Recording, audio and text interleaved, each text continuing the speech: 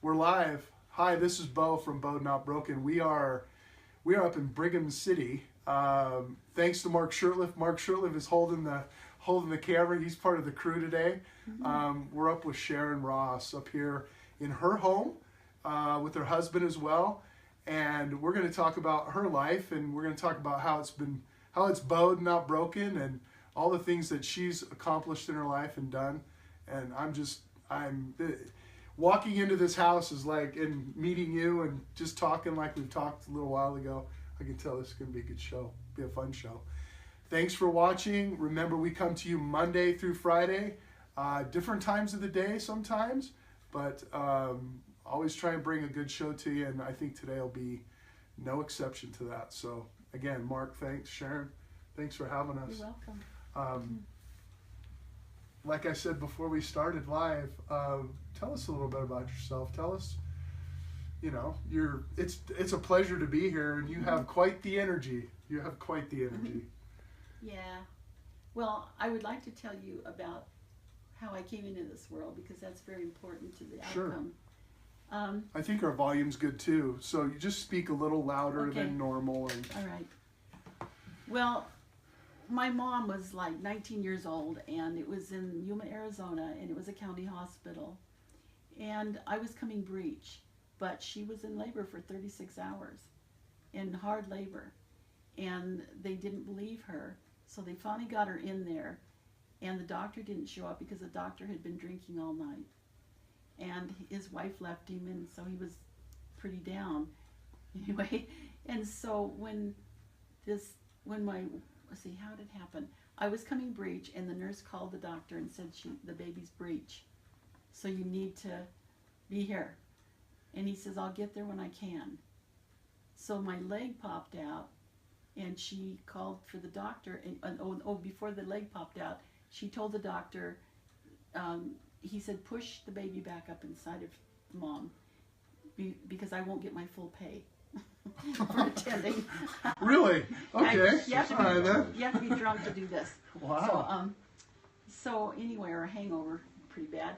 So anyway, she did this, and because my head was up inside of my mom, I was supposed to get oxygen, and I got no oxygen, which consequently put a blood clot on my brain, in my motor area.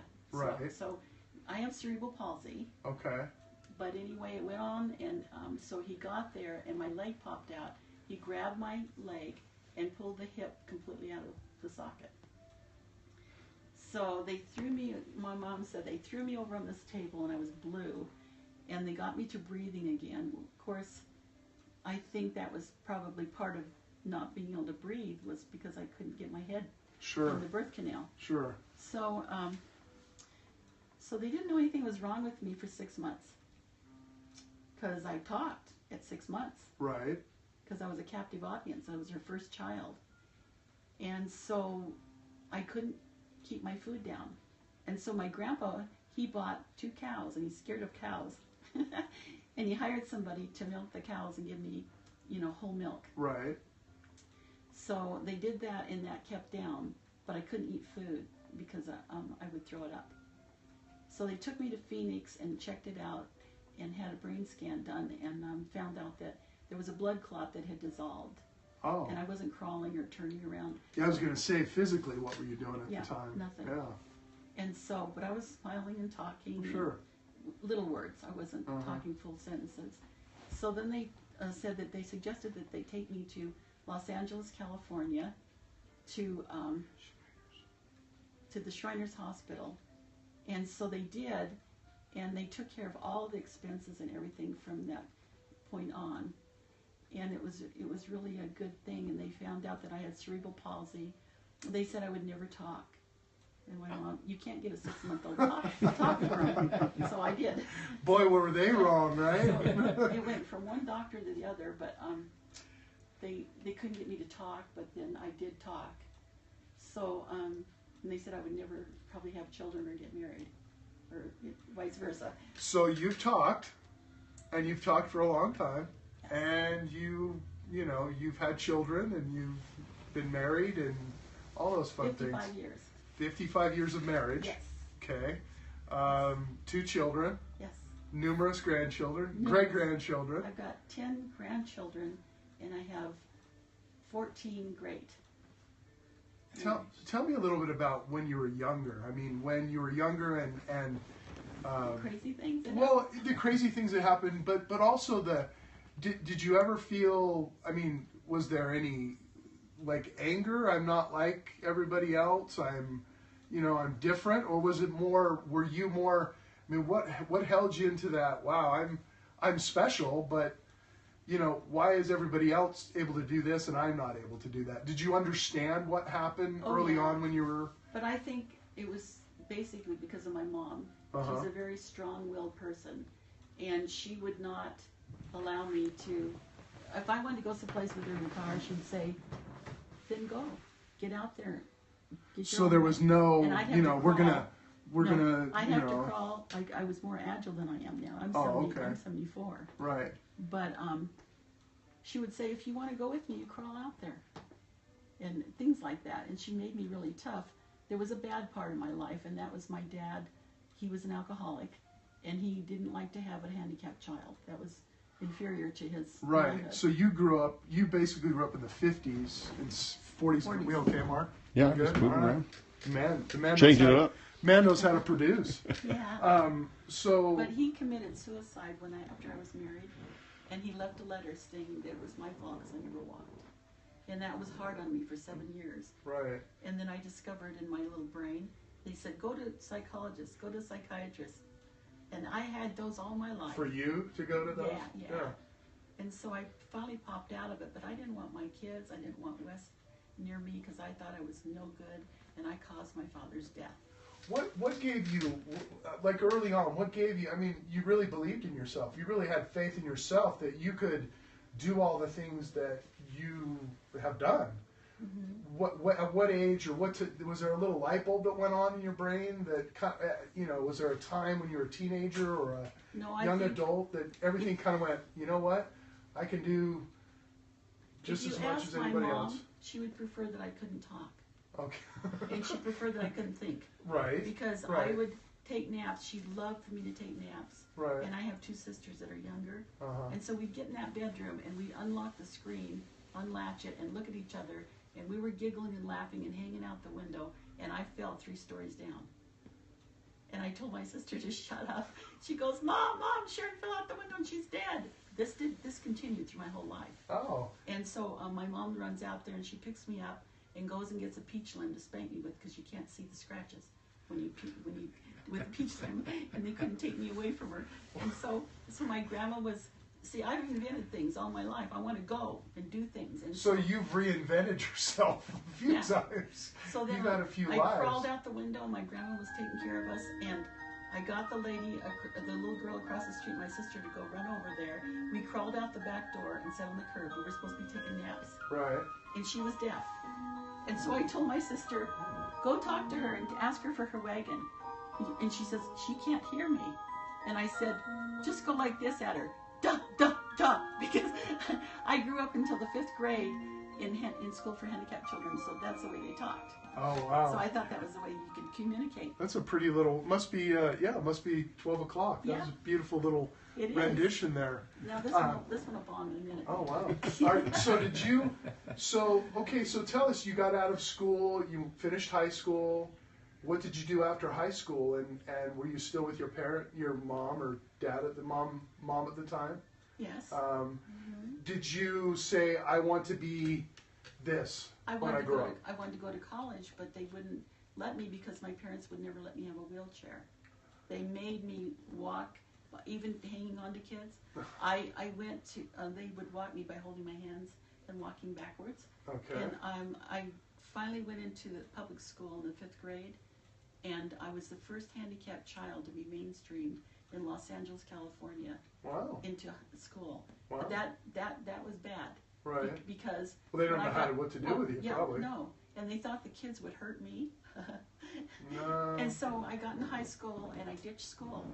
But I got everybody together, one with a car, and we picked up all my friends and we went to the beach. And we were gone from school that day. And so the girls went looking for guys. And they left me on the blanket because they couldn't walk me all over the beach. And the fog rolled in, and 5 boys came to me, put me on their surfboard. I can't even swim. And laid me down on the surfboard and paddled me out and said that the surf would bring me back in. It didn't. They had to swim out and get me. Well, long story short, we talked for hours, and there was an all-points bulletin out on me because I was the only handicapped kid in school. Out on a surfboard. Yeah, I'm an old surfer from Southern California. If I'd have fallen off of that thing, I would have been dead. Sure. And the boys would have ran off, and the girls would not have known what happened to me. Right. And I've been ate by sharks. But anyway, I got back on the blanket. They set me down. We talked for a while, and I dried off. And I'm telling you the truth. This all happened, and they didn't find one boy on that beach. And so when I got home, my mom says, "Where have you been?" And I said, at school. And she slapped me right across the face. "Don't lie to me. Do you realize you're the only handicapped child there?" And the policeman even came down the beach and didn't even bother me. Right. So that point bulletin didn't get to him. So you're watching BEAU'D Not Broken, the Daily Bend, and we have Sharon here talking about her exceptional life. I mean, we could probably be here for like 3 hours, but so you decided to make a choice to go to school, or did you? I went to high school and then college, and we graduated 600 in my class. Right. And they had it out in the football field, and they gave me a standing ovation. Me, and nobody else. Yeah, I can see why. There was a boy in a wheelchair there, and they had to walk me. If it wasn't for the kids, I couldn't. Right. Have. But I got suspended for 2 weeks for that little adventure. For your surfing adventure, your beach blanket, whatever adventure we call it. Yeah, and they were mad. The girls were mad. There were guys here. So you wanted to do things and be a part of, obviously be a normal part of society, which you are. What did you go to college then, or did you kind of bounce around and just? Because the college. Did you work? Did you go to work? Not until I married Wes, and we went together for 6 years. Okay, and when was that? That was 1956 to 56. 61. 61 we got married. Okay. Yeah. And so he went in the Navy for 2 years. And served time in the Navy. And then when he got out, we were married, and we had our children. And that's another thing, because I never even changed a diaper. And we did it. We did it. Wes, did you change a lot of diapers? No. No. No, I did it myself. Wow. Heck, there's poop involved. So kids, you had children. Everybody said you weren't going to have children. The doctor said that because my spine's a little bit curved, that I would probably have to have C-section. Right. And I had nothing. I was automatically had them. And these other ladies that were in there were screaming and yelling and abusive things at her husband for getting them pregnant or something. And one was cold stone drunk on the floor, and Wes was waiting, and I had my babies just easy. Wow. Easy. So, and did you guys move to Utah back then, or No. were you in California? We lived in California. That's where we met. Okay. In La Puente, California. Oh, Punta, okay. And so, And then, so kids came along, and then they started to grow up, jobs. Did you? Arizona. yeah, we moved to Arizona because I was born in Yuma, but I wanted to go back to Arizona, and so we owned some gas stations, but that was a hard Business people, yeah. Yeah, Okay. because they had gas wars in those days, and it was hard. And so then we moved to Fredonia, Arizona, which is another experiment in life. But it was okay. But we moved from there, and we went to college full time in Cedar City. And I didn't finish college. Wes did, and he became a teacher, and I became a teacher's aide. Was this after the kids were gone, or they had, during? They had gone. Okay. And then for 20 years, we were out in the Uinta Basin, in the Uinta School District, at Todd's School, which is now been torn down. But we lasted 20 years. Wow. And that was another thing, because teaching a mixed culture is really hard. Yeah, the Indians. So you had the American Indian culture Yes. and everyone else. And they think, oh, you're so lucky. No, we're not. We did it. And then they threw a powwow for us, and I thought they hated us. the last day of school, they threw a powwow because they're going to miss me, and they gave us all kinds of presents and had a prayer dance and everything. So Wes leans over and he goes, "Do you want to stay now?" And I said, "Not on your life. I want to get out of here. It's not good." It's just a long story. Is there any way you could turn that camera just a little bit and put Wes on the spot? Yeah, you probably ought to do a whole. You could do a whole show on West Beat Bowen. I mean, standing by this woman's side for Well, that's 50 what I wanted plus to ask. years. This is totally off the cut. I mean, I wanted to ask you, what was it? I mean, obviously, I can see what it is, but what was it when you can stay there. You're good. Well, You can sit stay right there. there. He can turn it. Okay. That's okay. What was it? What was it that you saw in this Yeah, what did you little, see in this? this little bundle of energy, and you know, Most beautiful thing I ever saw.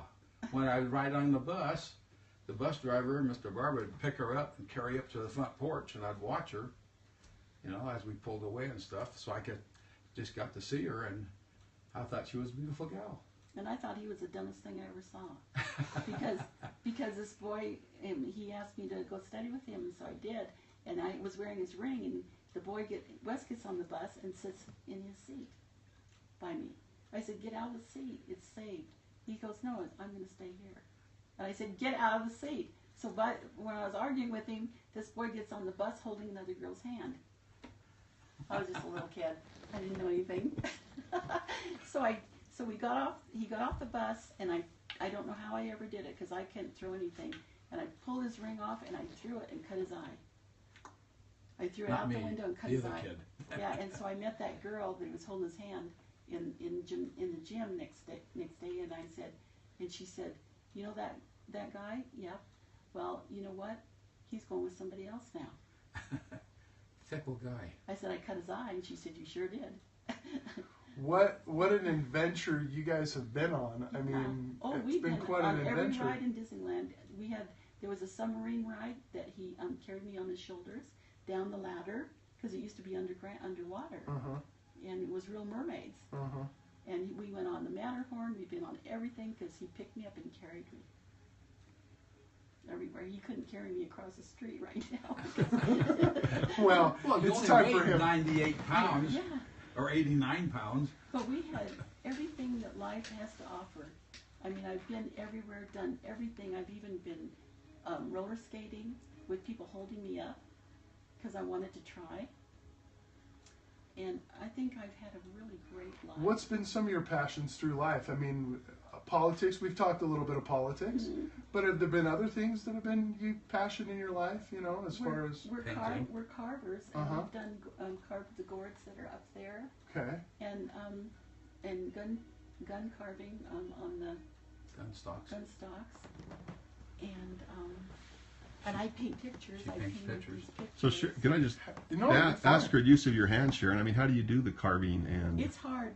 My hands are worse now than they were because my hands are tight and everything. But I can still do the carving. I can do it. Have you helped? I mean, have people come to you for advice or come to you and said, "Hey, you know, you've lived such a full life. How can my son or daughter, or how can I mirror what you've done?" Have you had anybody approach you like that Yeah, you've helped in that it's way? really funny because at one point I got wheelchairs. The church provided these wheelchairs that were red and black. The Eccles Foundation. And so they trusted me, and I had them shipped here, and people Right. would pick them up. They were free. Right. And that was really, really good. And I did that. I can do everything for other people with disabilities, but not myself. Because I don't qualify. But I know how to get them qualified. I even help people get on Social Security disability. Oh, really? Okay. Because So you've helped people do that, Yeah. and you've helped. And one lady was, she's my really good friend, but her teeth were just horribly rotten. And she was getting sick and it was killing her. And so I put her in a contest at a dentist, and she won. And she won, and they pulled every one of her teeth out and put false teeth into her mouth, and she's well now. And she's okay. And then at that same dentist, I turned around and won a smoker. Because I just added somebody's name to go see him. It's a barbecue smoker, It's not barbecue. a smoker. The barbecue smoker. No, we don't do cigars or anything, but I like them. I like the smell of them. But anyway, So you are not, you know, as this show goes, when we talk about BEAU'D Not Broken, and we have a lot of people on that will consider themselves broken for some reason or not. And I don't believe that's the case. I believe that we bow back and forth, kind of, you know, like a bow does. Tomorrow always changes. You know, yeah, there's different challenges, different adversities. It's really kind of a show in adversity 101 kind of a thing. But when we talk about faith and courage and the endurance to, you know, just to continue on, I mean, you just epitomize like every one of those. My question for you is, another question for you is, how have you, I mean, how is your faith, you have other faith other than in yourself. You're a member of a church. Tell us a little bit about how has that helped you or hindered you or whatever? Well, I don't think anybody would relate to this, but I don't know. But I know that there has to be a God, because every time I've called on him, every time, they say he doesn't answer all your prayers. Watch him. He does. Watch him. He knows. Watch him. He loves his children, and I really believe this with all my heart. Right. Because if it weren't for our Heavenly Father and me talking with him, instantly, it seems like he's been there for me. Right. And I know that he's there. Right. And I do. And when I see people that want to commit suicide or just die, I tell them, you know what, tomorrow is a new day. It's going to be fresh and new. Really, nothing crappy stays. That really comes, and we'll finish the answer to that. People can say that. People could say, you know, with less challenges or other challenges, they could say, I'm out of here. You know, I don't need this. What's kept you there? What's kept you so strong? I don't know if it's because I'm adventurous, and I want to keep on going, and I want to go places, and I want to learn new things. I don't want to die and crumble up. I think if my batteries died, I'd be really crappy. Your batteries died. I do. Yeah. No, I mean, no, that would make me really I'm sad. I'm more intrigued by your battery, by your energy, and how, you know, I mean, really, I mean, I talk to a lot of people, and a lot of people have, you know, expressed they're going through different types of struggles, and you know, maybe it is the continuation of your answer about your faith. You have had prayers answered, and maybe that keeps you focused and squared up. I've had some really down and out scary times, like when Wes had to go in the hospital, and for that many days, and I had to put myself into Maple Springs because I didn't. So when he goes down for a minute, you have to go into a care facility. Care facility. Yeah. Because nobody has time to take care of you. She won't talk about herself.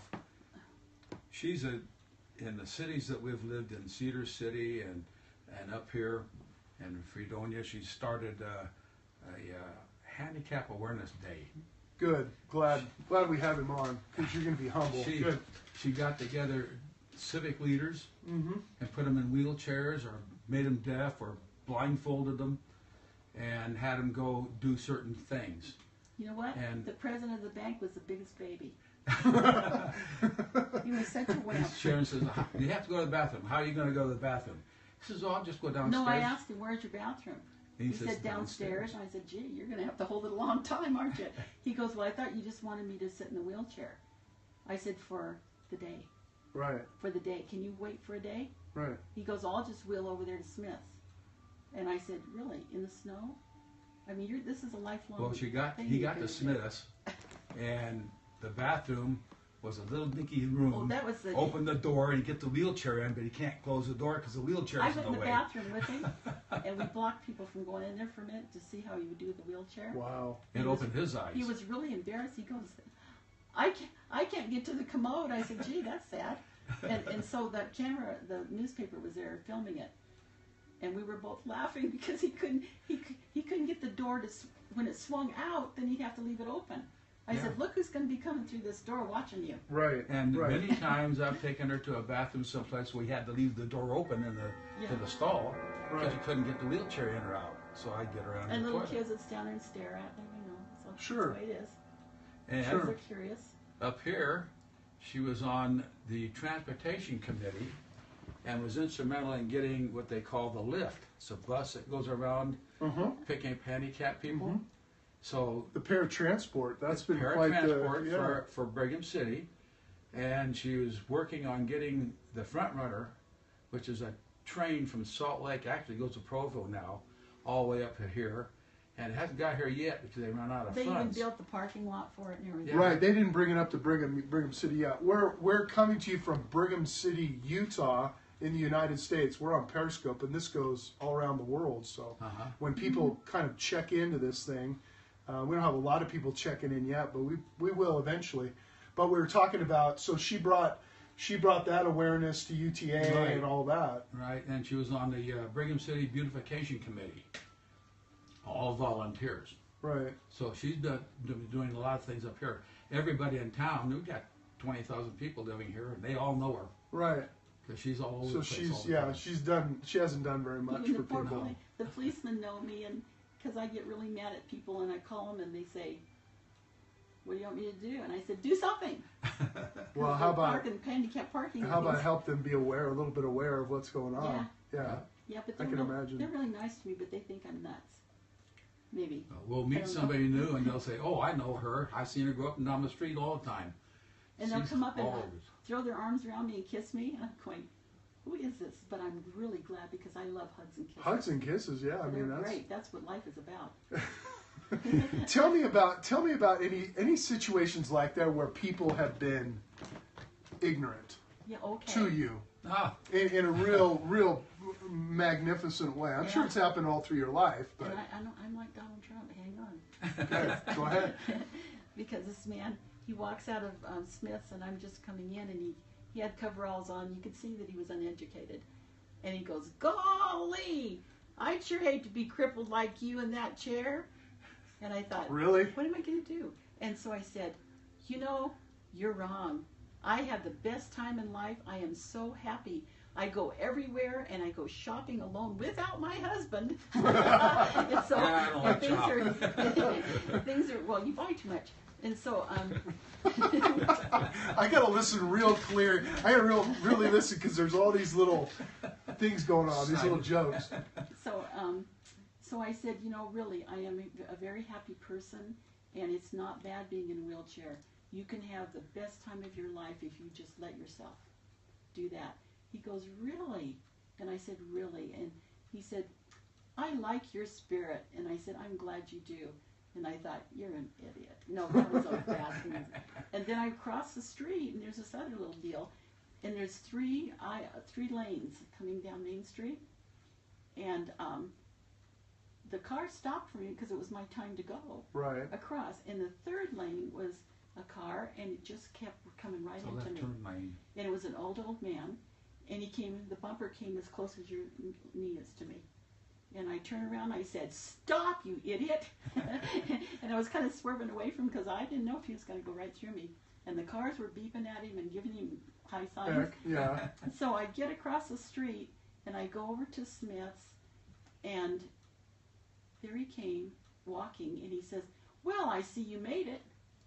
And I wanted to say something. I said, "Yeah, I did." And I'm sitting there going, "Why didn't you say, 'Yeah, no thanks to you'? Because you almost killed me." But I said, "Yeah, I made it." People are amazing. People are amazing. I never, and what do you do? What do you do? And I'm so independent that the principals, some of them that I've had, I've bumped heads with, and I didn't mean to disobey them or anything, but I just took things into my own hands and took care of it. She was an aide in the schools that I worked in. And I had some really beautiful things happen to me there, teaching kids that were, I taught resource. Right. And most of you did resource. Mm-hmm. Yeah. And most of our kids were alcohol syndrome, so they couldn't retain. Right. And one little girl in particular, I just love this story because she couldn't talk. She just cried, and she'd lay on the floor and scream. In 2 years that I had her, she was able to talk and communicate. And they'd say, "How are you?" And she'd say, "I'm fine, thank you. How are you?" And she could read a little bit, and we'd sing the letters and the alphabet. I'd sing them to her. I sing terrible, but she loved it, and that's music Right. got her interested in Right. doing that. Inspiration. You're obviously an inspiration to a lot of people. Are there, what do you tell, what can you tell people that might be watching, that will watch at some point in time, and maybe even people that what would you tell them about? I have a nephew that just got in a skiing accident. He's a paraplegic now. I don't know if he'll ever walk again. There might be a possibility he might walk again. But when you talk about people that can't, that are mobility kind of have a problem being mobile, what do you tell those folks that are just maybe learning about their disability or their inability to be as mobile as most? How do you inspire them to keep going and really kind of look at life in a way that would help them? Well, I think we're on this earth for a purpose. I don't care how we end up or what we have to go through. And the things that we have to go through only make us stronger, and they do. They do, believe it or not. Every mistake you make, you go, oh, I'm not making that one again. And this is what I'm going to do about that. Because Heavenly Father, I believe, wants you back as a strong person. He doesn't want you to be laying there going, oh, I think I'll die, or I'm not going to try, or I give up. He doesn't want those kind of people. But He loves His children, and He's pulling for you. And that's what pulls me along. Don't give up. Because He's cheering for me. Do not give up. And there's all kinds of things. If you're a paraplegic, there's things you can do. The computer is awesome. You can find things and do things on the computer that you really can value. Mm-hmm. Is it easier or harder nowadays, technology-wise, than maybe when you were in your 20s? Is it easier for mobility? Is it easier for access? I would never have a wheelchair like this. I know it sounds like a stupid question, but No, I know sometimes technology makes life more complicated or makes it a little bit more difficult. I don't know what I did without a cell phone. Mm-hmm. And when I first saw it, I thought, that's a stupid thing to have. Mm-hmm. Why would you have to have that thing? Mm-hmm. But no, I'm so grateful that I live in this day and age. It's not easy because you run into people that are bad people, but you need to know how to dodge them. You need to think. Always think about people. You're not here to judge people. You're here on your own merit. That's where I wanted you to go, because we had a little bit of a discussion about people that are idiots, people that are stupid, people that do things. Well, I think they are. That's my personal opinion. I think we have a lot of people out there that are very judgmental. Not viewers, but people, or not people that have been on the show, but there are a lot of people out there that, how do you deal consistently with, wow, that's a shame, you're handy. Yeah, how do you deal with the negative, and how do you deal with that negative? Because you laugh it off, and you make jokes out of it, and in your mind, it's good we can't read each other's minds, because I think they're totally a waste of skin, really. But I'm not going to tell them that. I'm going to encourage them, and I'm going to tell them that how things. It's like talking to a little child, a grown adult saying, bad things to you. It's like talking to a child. You don't call a child names and beat down on them. You encourage them and you educate them. Say, no, it's not this way at all. It can be really great if you want it to be.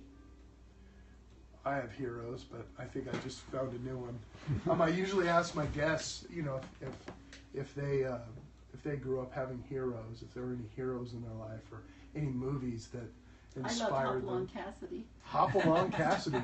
And there you go. But I loved his sidekick Lucky. He was like, I wanted to marry him. Wanted to marry Lucky. Yeah, that's a stupid thing. People don't even know that, because like I'm ancient right now. Well, no, you're not. You're not ancient. Any heroes growing up? Or did you just rely? I could see you being your own, really kind of having to be your own person, having to be your own person, and then finding this guy. He probably became your hero. Yeah, he's my hero. And then definitely you guys together have been quite a team, But I think that a lot of people come into your life in a heroic way, Mark is my hero.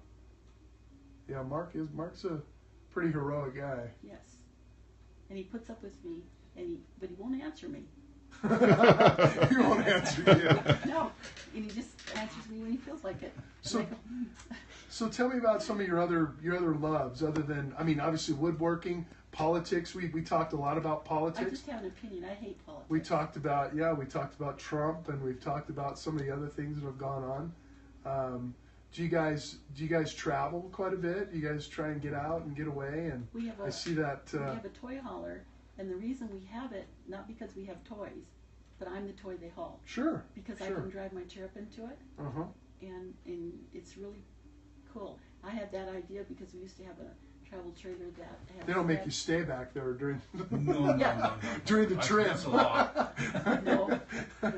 I go to sleep Mom's at the wheel. back here. I have a van with a lift. Oh. No, I'm in the air. I have to tell him how to drive.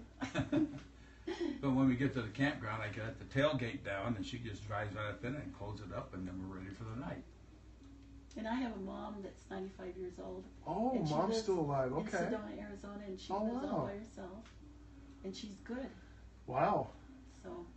Wow, there's quite an inspiration she's too. She's a little dingy lately, but she's good.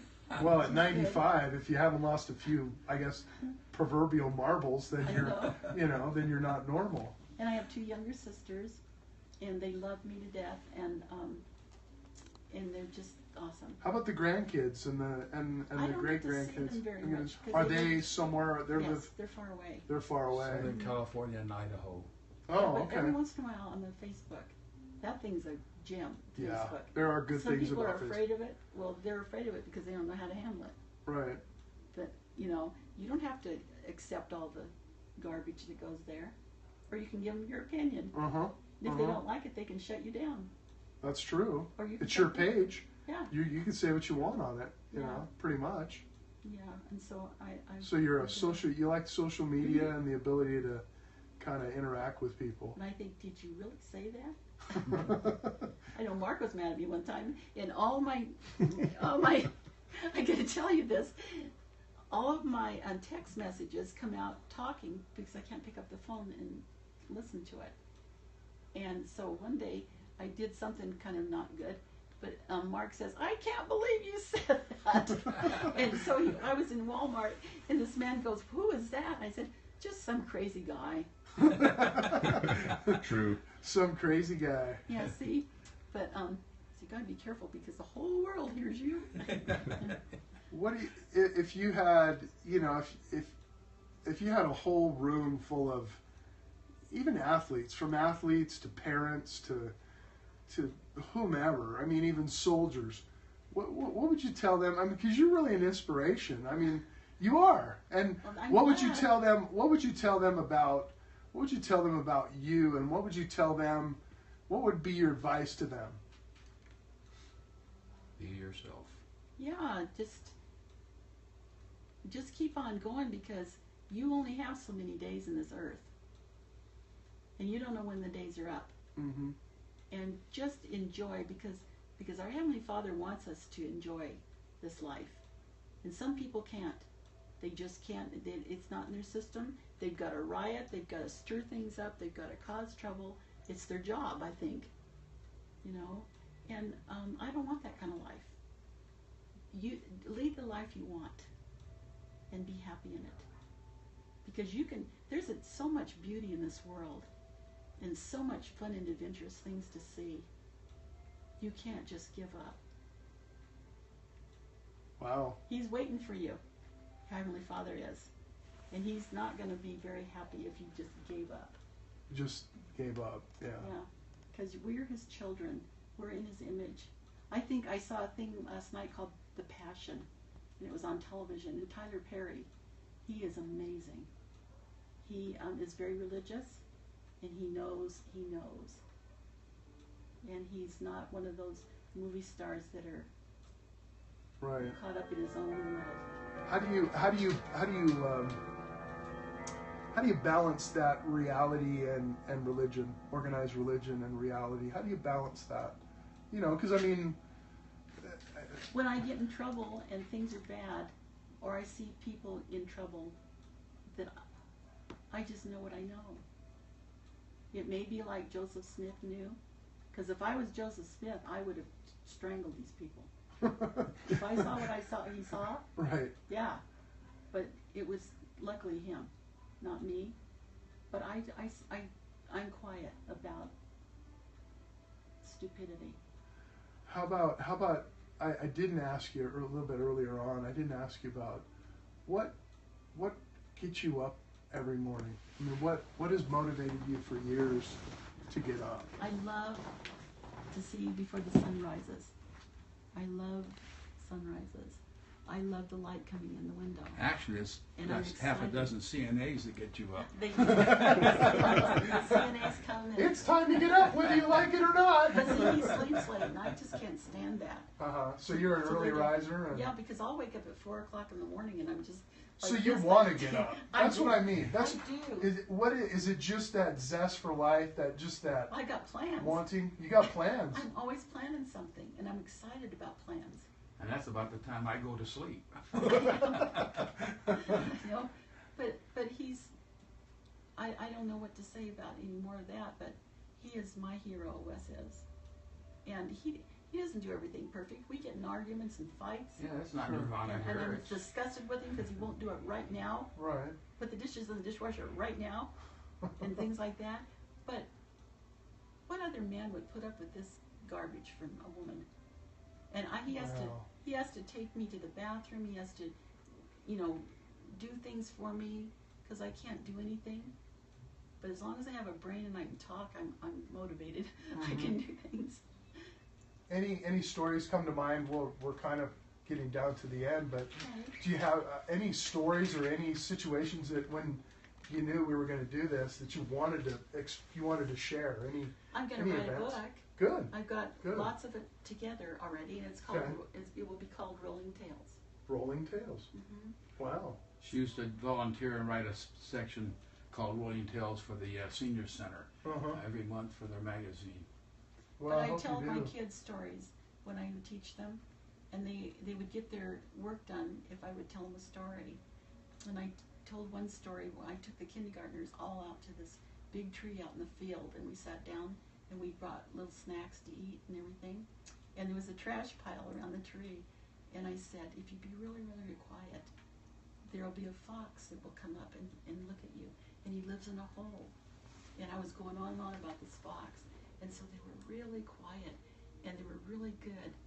And I don't know what happened, and I told them some of their stories, and do you know what? A fox came out of a hole. A real one! I didn't even know there was a fox there. You called it grandmother tree. You see what I'm telling you about? Well, these were all Indian kids. But you see what I'm telling you about Heavenly Father? He goes, I'll put a fox there for you because you need a fox right now. You need a fox there right now. But I never knew there was a fox there. Sharon does have an uncanny, I don't know if it's a sixth sense or she listens to promptings. I mean, there have been times when she had no idea what was going on in my life, and she'll just reach out, ask how I'm doing. Yeah, I believe there are people that are more in tune with. I remember one particular time, and I won't tell about it, but I was amazed that you reached out to me. It was good. Well, probably because you were right. It was a good feeling for me. When he had his motorcycle accident, it was awful. Sharon wrote him a big long letter, and then they started corresponding back and forth. But I saw that you were giving up and giving in, and that was not okay for me to let you do that. Right. Well, good. But you can't make people do things. No. And act the way. I can't make you vote the way I want you to. I think this is one of those stories that these people are people that we need to visit again. We'll visit again, hopefully, if you let us come in. If I had a nationally syndicated show, you'd be the first people on the show.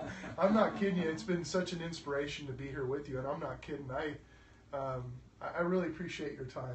Sharon, remember when I asked you one time, was there something you want to do that you haven't been able to do that you look forward to someday? Remember what you told me? I don't remember. I said I want to dance. I do.